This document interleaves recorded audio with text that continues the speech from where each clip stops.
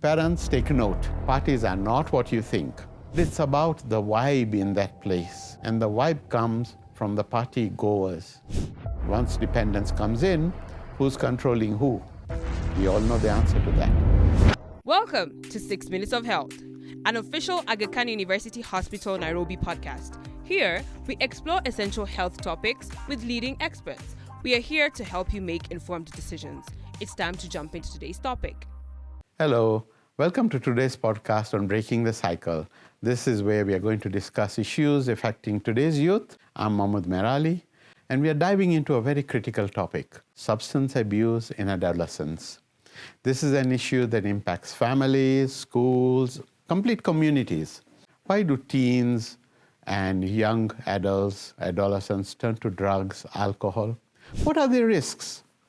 And how can we then support their prevention and eventually their recovery? Generally, most common substances used by adolescents in the past were alcohol, marijuana, what we call weed, nicotine, and some prescription drugs. Of course, today this is very different. We now have cocaine, opium, khat.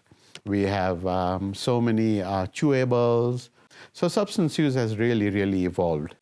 So the question is, what is leading to this trend, this growing trend?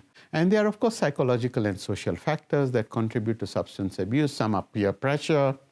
Some are mental health issues, which a lot of people ignore. Of course, there is trauma. It can be childhood, adult, what doesn't matter, their developmental stages. And then, of course, we have this thing called curiosity. Who does, like I said, who doesn't want to have fun? But remember that some of the youths are using it to cope with very different situations. Say somebody is being bullied, has depression or anxiety. One of the biggest effects that is really worth thinking about is what is the effect on brain development.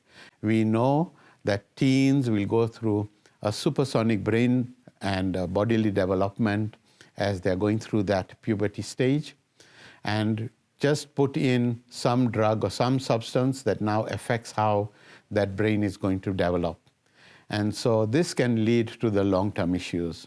Of course, we know behavioral issues are just short-term, where we talk about criminal activity, careless driving, irresponsible sex, things like that. But think of the longer term, economic, dysfunctional behavior, career and professional development issues. Don't forget that a lot of people are trying to cope with academic performance, and sometimes they have fears, they have anxieties. Almost everybody has had exam anxiety, isn't it? And of course, they'll go on Google, they'll go and read about it. They may have a friend or so who is got some experience and seems to be doing very well. And when they talk about it, that peer influence will come in, whereby they'll get some information about something or the other that will either perk them up, or a pill or two that will give them concentration, and they can study better. And so they may experiment in that way. Don't forget that it looks very cool when you go to a party, and in relationship, your partner in that party is the life of that party. I mean, they're really on top of things.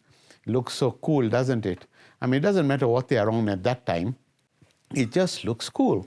What can parents do? Let's start with that. Create a supporting environment in your house. Have some open communication without being too sort of aggressive about it or almost accusatory about it. Talk about your own experiences. I mean, a lot of parents have tried these things in their past. I did. Got out of it, glad to say. But not everybody is that lucky, isn't it? And then we need to understand that substance abuse amongst adolescents is serious, because even though there is awareness, there's interventions, the idea is to try to break that cycle. And how would one do that? Take help. Speak to someone. If you notice somebody who's struggling, seems different in behavior, take some help. Speak to them. See whether you can break the cycle. So today we're going to try something different. We've got questions that have come in, and this is really welcome. We'll put them together, putting them in a bottle. Let's pick one or two and see where we can go with it. So here goes. Pick the first one that's come out.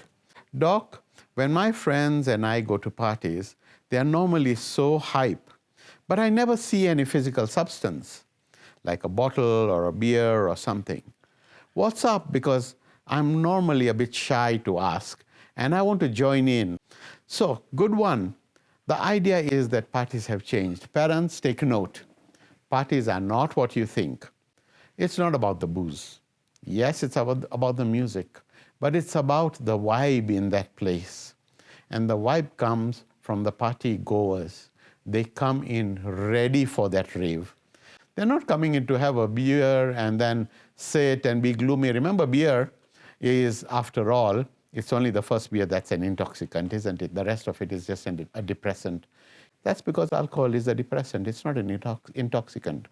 So they come intoxicated. They come prepared. And they want to hit the ground running. And how do you do that? You pop a pill before that. So don't think that it comes from the booze that they are drinking. It's probably coming from a lot before that. Take help. Help is there. Asante for spending 6 valuable minutes with us. From our Aga Khan University Hospital Nairobi family to yours, kwaheri and take care of your health. Remember, you can find more health resources and information about our services on our website and social handles.